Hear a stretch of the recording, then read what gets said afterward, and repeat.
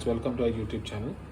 So today we are making Bombil ambotik. So you can see in front of me we have around Bombils that are marinated with haldi and salt, and we are also making some shark fry, so which we have marinated in ginger garlic paste, salt and bottle masala.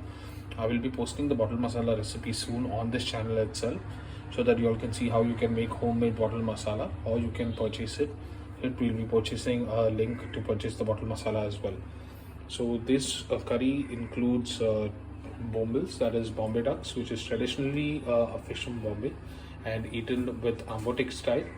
So follow me for the more recipe details, and we'll start the recipe in a while. So now we move for the next part of the recipe. We have one medium onion cut, one tomato. We have 2 to 3 petals of kokum, and around 5 to 6 cloves of garlic with around 1 inch of ginger. And this is our bottle masala for the ambotik. Now you can use kokum, or traditionally you can also use tamarind water to make this recipe.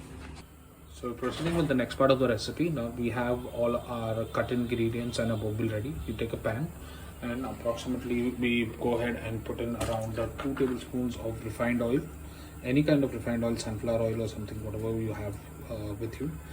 Now you need to make sure that you need to add all the ingredients together. These are the ingredients again. We have onion, tomato, garlic, few cloves, few petals of kokum, and this is ready-made choline, which is also called as baby prawns, which is quite famous in the East Indian culture and the Goan culture.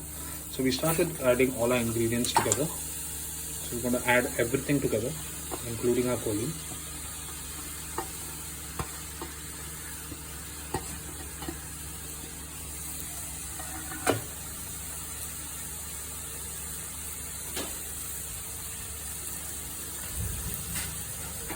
I'm going to saute all these ingredients till it is nicely cooked and the tomatoes dissolve.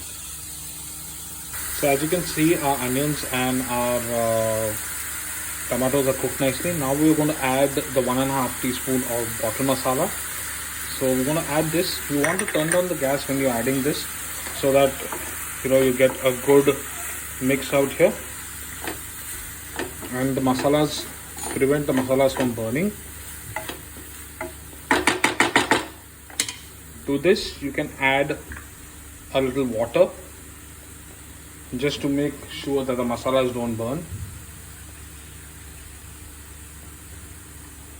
So what I'm going to do is I'm going to add a little bit of water, not too much, approximately half a cup to 3/4 of a cup. And this makes sure that the masalas don't get burnt and get cooked evenly. As you can see, our oil has left on the masala and the masala is cooked nicely. Now with this I'm going to add around 1 big bowl of water. You can adjust the consistency the way you want. For me, I'm going to add 1 bowl of water. What we need to do is we need to cover this and bring it to a boil. Once it's boiling, that's when we add the bombil. Now please note, I have not yet added salt to this particular curry. The reason being is our bombil is already coated in salt and haldi powder. So what we would be doing is we would be adding the salt post we add the bombil, so that the salt doesn't become too much. So as you can see, our curry has come to a boil, and now we are going to add our bombil out here. So we start by adding our bombils one by one. Now make sure this bombil, when you add the bombil, initially you can give it a stir, but make sure when it's cooked not to give it a stir, because the bombil becomes very delicate and it can break. So we are adding the bombils now out here. See, add it in proportion. Now I have not yet added salt. As I said, I'll be adding salt right at the last, because I've already marinated the bombil with the salt. We also have the kokum, and we are going to add this water of the bombil as well inside, so that the salt takes into place. Now we need to wait for 5 more minutes till the bombil is nicely cooked. Here we go, guys. The bombil curry is ready, and I added approximately 2 pinches of salt, and this is how it will look. You can garnish it with coriander leaves as well, and that's an ambotik recipe. You can try it out and do let me know in the comments below how you like the taste. So now we'll move on to our shark recipe, the fried shark. So we have a marinated shark which is marinated in ginger garlic paste, salt and our bottle masala. we'll add a good amount of oil. You want to shallow fry the shark because if you deep fry it, it's going to be oily and it's going to add a very bad taste. So we'll wait till the oil is nicely to smoking point and nicely hot to drop the shark inside. So now we can see that the oil has left in the middle. This is the sign that the oil is nice and hot. Now we're going to drop our shark one by one. Please be careful when you're dropping it. People who are not used to cooking, you use an apron to protect yourself from burns and heat. You can also use a spoon or a tongue to drop the sharks inside if you are not used to using your hand.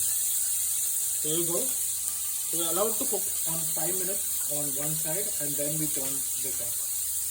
So as you can see, our sharks are nicely fried on one side. This is the color that we want to achieve, the golden brown color of the shark. It gives a nice crisp and a nice taste. Now we're going to turn the shark out and let it rest for another 5 minutes on medium to low flame. Depends on how you want it. What I do is initially I keep it on high flame for around 3 minutes and then lower the flame to the end of